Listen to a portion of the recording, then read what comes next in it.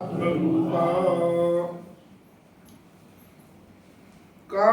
चाचूजी सांडसे खांडीजे पयाणी पळे पाणी राजहंसे तुझं ज्ञान विज्ञान देसे वाटून देऊ मग वारिया जे धारसा पडिना कोडा कानुरीची जैसा आणि अनकणांचा अपैसा राशीव या जोडे ऐसे जे जाणीतली यासाठी संसार संसाराची गाठी लाव काय लावणी बैसुनी पाठी मोक्ष श्रीच्या विषय तोच आहे.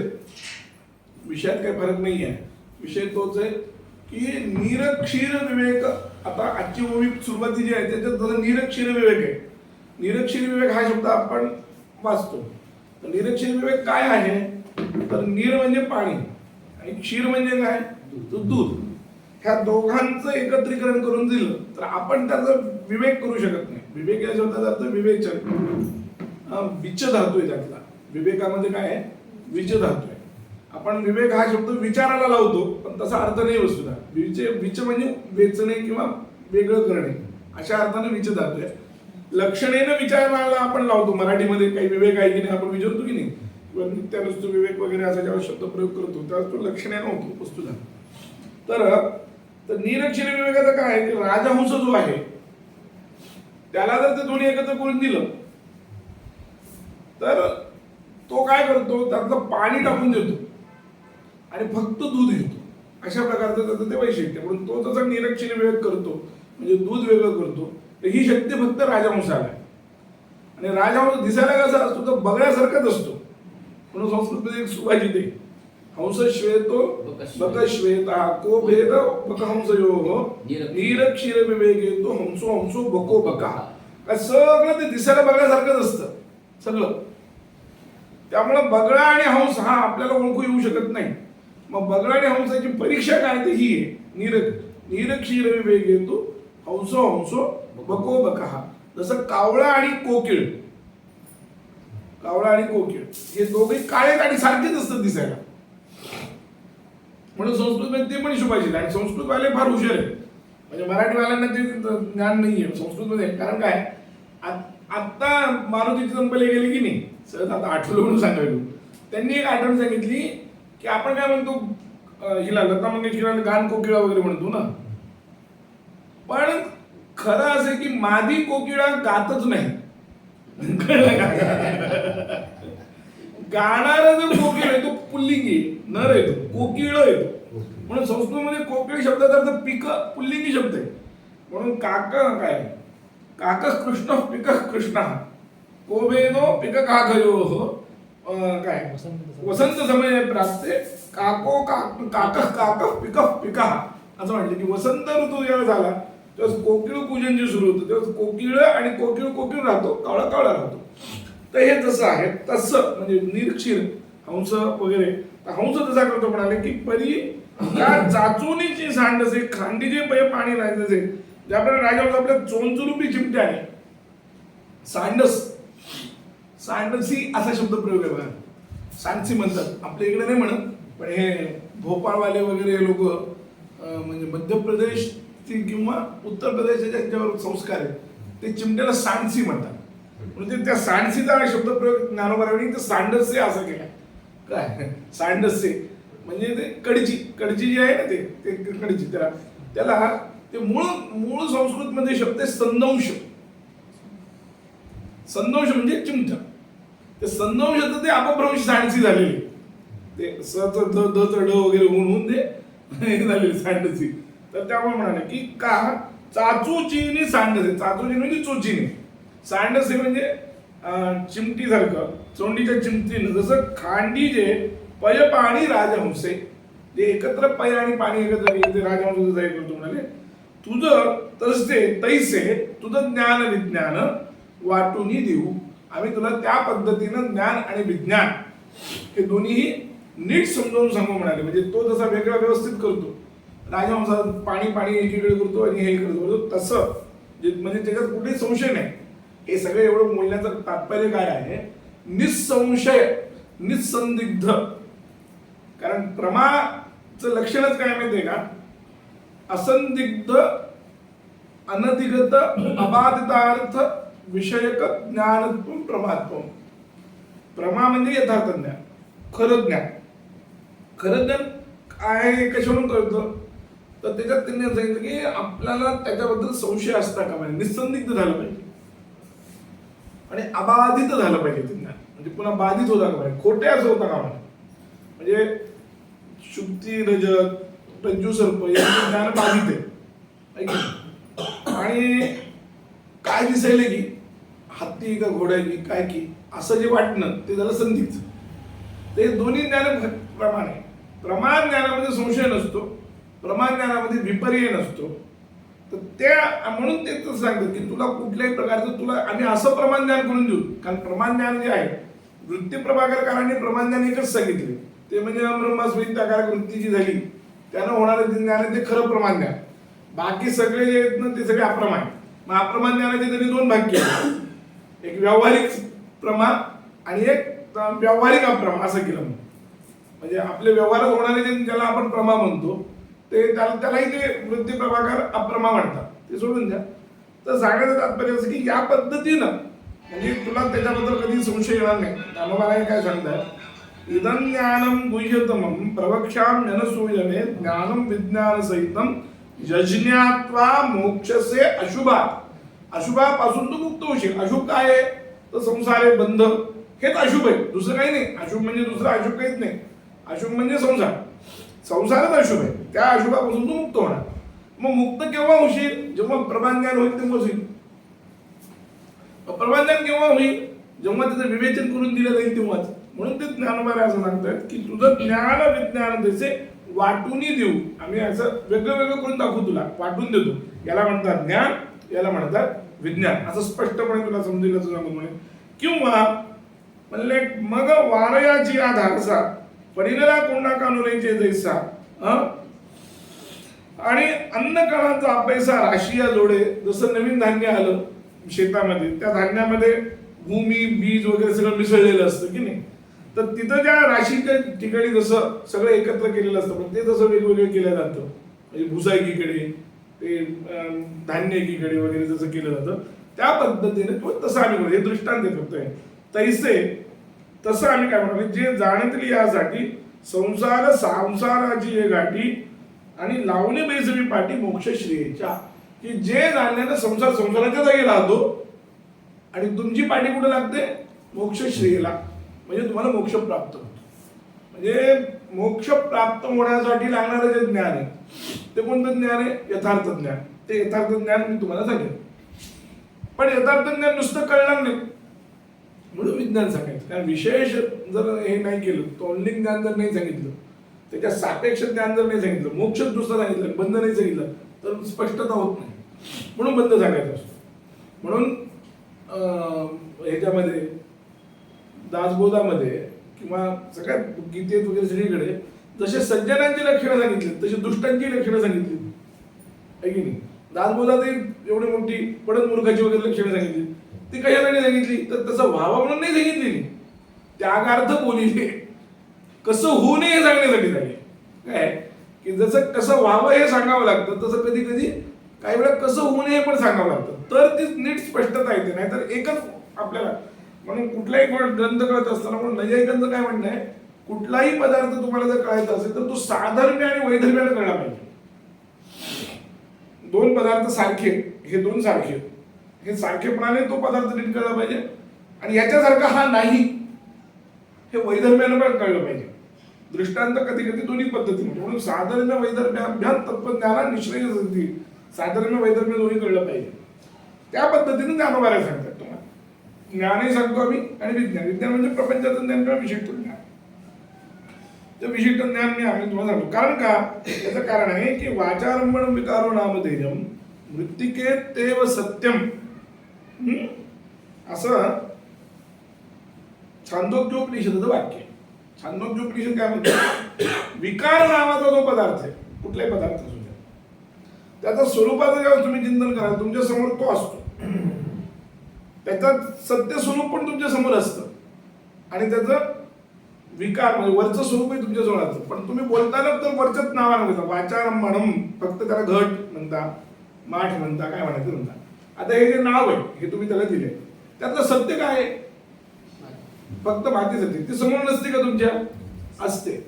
पण तुम्ही ते दोन्ही एकत्र करून खोट्यालाच नाव देता आणि म्हणून तुमचं ज्ञान हे कसे मिसळ आहे. ज्ञान आणि विज्ञान हे तुमचं कसे मिसळ आहे. तुम्हाला ज्ञान नाहीच आहे असं तर म्हटलं नाहीये, पण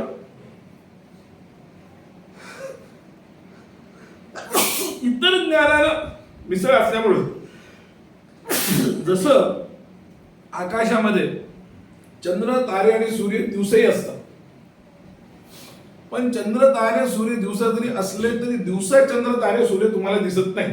सूर्य फक्त दिसतो, चंद्र तारे दिसत नाही. का?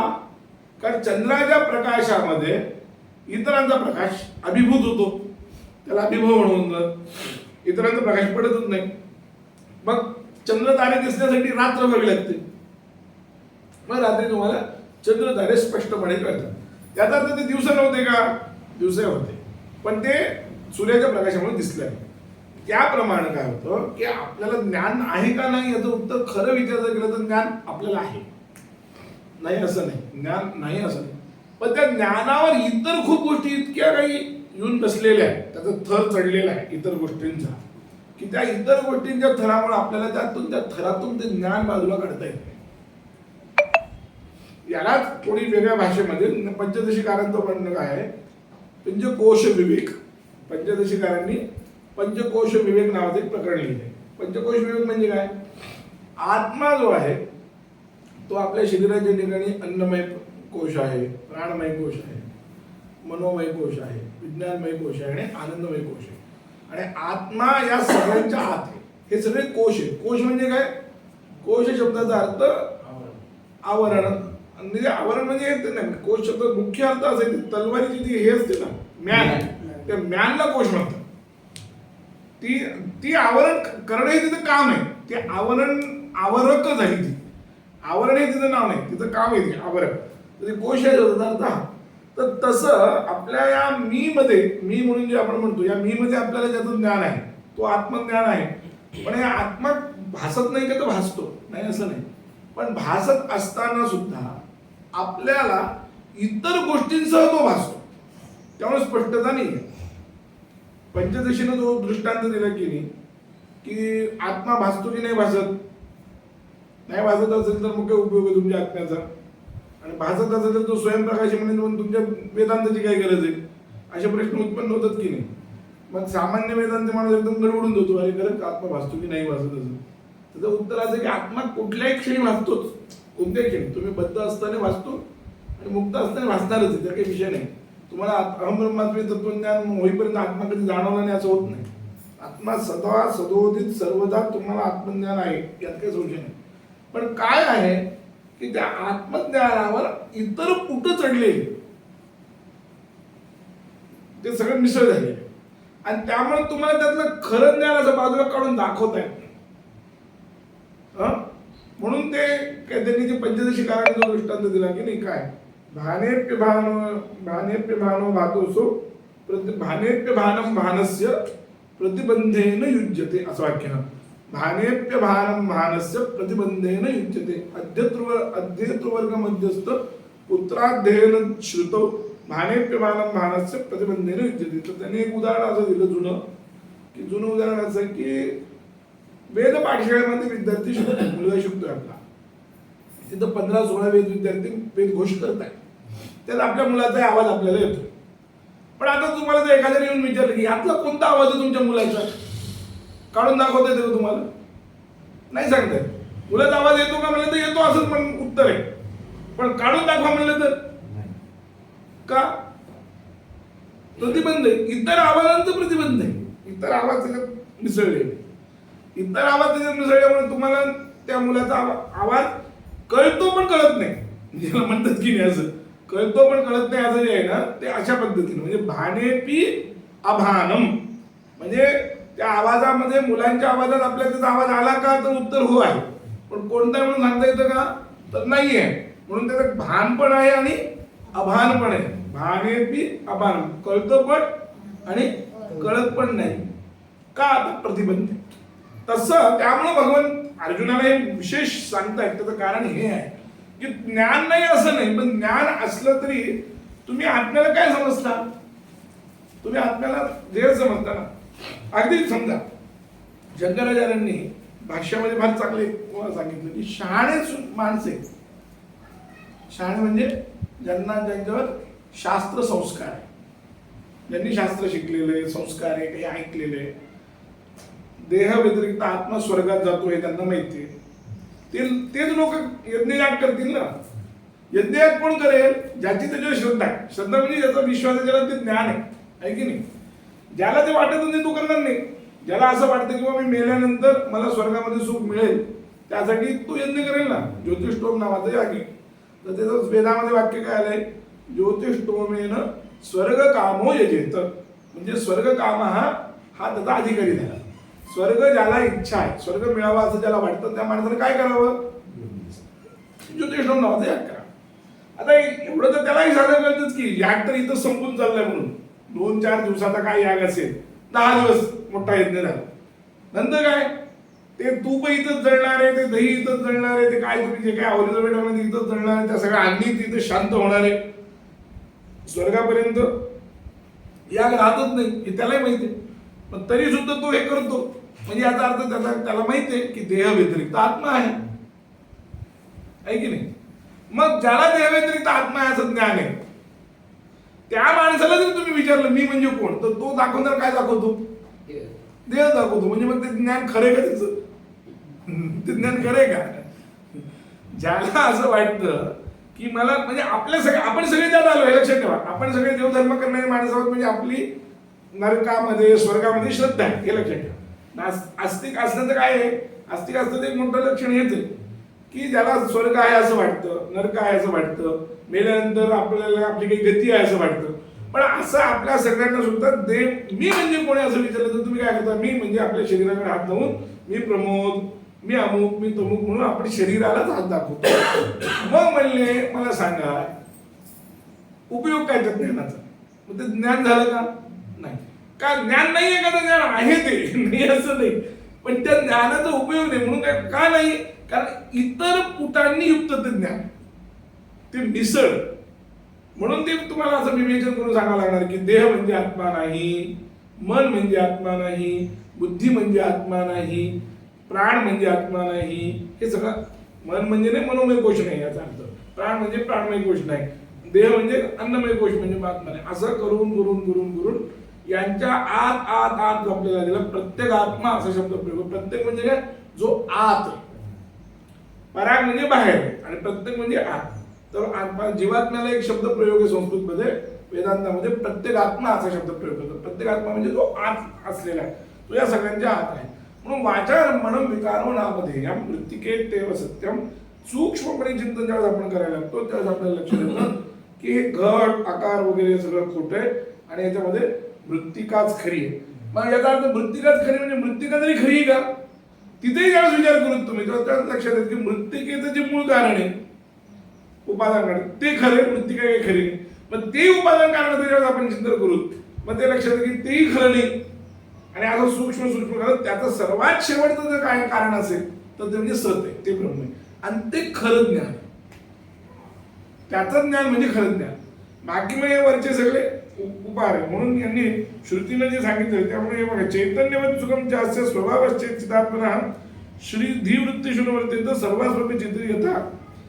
परब्रह्माचं जे ज्ञान आहे ते चैतन्य म्हणजे परब्रह्म, त्याचं जे ज्ञान आहे ते ज्ञान आपल्याला विशेष व्हावं लागतं. ते आहे सामान्य, पण ते ज्ञान आपल्याला विशेष व्हावं. आणि विशेष ज्ञान कोणत्या दृष्टीतून होतं? अहम ब्रह्मास्मी या वृत्तीतून ते उत्पन्न होतं, एरवी होत नाही.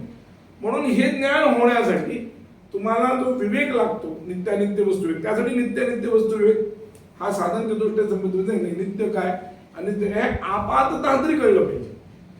पूर्ण होत नसतो कारण ते त्यांना आधीच जर त्याला कळलं तर मग पुढल्या वेदांचं श्रवण होणार नाही. मग आपातता तरी त्याला कळलं पाहिजे. म्हणून भगवंत म्हणतात की सत्य आणि अनृत यांचं एकत्रीकरण करून तुमचा सगळा व्यवहार आहे, सगळीकडेच आहे. असे खूप वेदांताचा मिथ्यात्व मान आहे ना, तो तुम्हाला व्यवहारात खूप ठिकाणी दिसतो. खोट्या गोष्टीवरच तुमचं सगळं अवलंबून आहे. वेदांताने जे दिलेले उदाहरण आहेत ते सगळे इतके आजच्या 21व्या शतकात लागू पडणारे आहेत, चपलक आहेत. जसं मी आता नेहमी सांगतो की प्रतिबिंब आहे. पुष्कळ वेळा आता प्रतिबिंब तिथं नसताना सुद्धा आपण आरसा पाहतो की नाही? कशासाठी पाहतो? आपल्या चेहऱ्यावरचे विकार बघण्यासाठी आरसा पाहतो.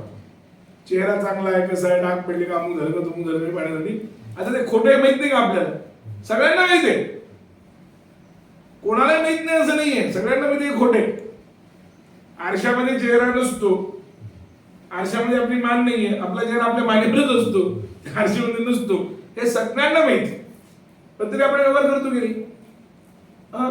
किंवा हे अक्षर आहे, ह्या काय रेग आहे, पण त्याच्यावर आपण वर्णांचा आरोप करतोच की नाही? लेकरांना तसं शिकवतो, याला लसूण म्हणतात, त्याला दीर्घ म्हणतात, ते खरं आहे काय? सगळा व्यवहार खोटा आहे, तुम्हाला मी सांगतो.